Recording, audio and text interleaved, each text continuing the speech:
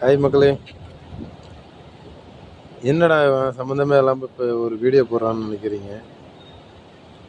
சம்மந்தமே இல்லாமல் போடுறது தான் இந்த கோகுல்.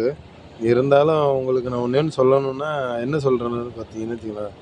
தீபாவளிக்கு ஊருக்கு போயிட்டுருக்குறோம். நாளைக்கு தீபாவளி, இன்றைக்கி ஞாயிற்றுக்கிழமை. ஊருக்கு போயிட்டுருக்கோம். நம்மளோட பைக்கில் தான் போயிட்டுருக்கோம். கருவாயனோட தான் போயிட்டுருக்குறோம். இப்போ நம்ம எங்கே இருக்கோன்னு பார்த்தீங்கன்னு வச்சுக்கலாம், கல்லணையில் இருக்கிறோம்.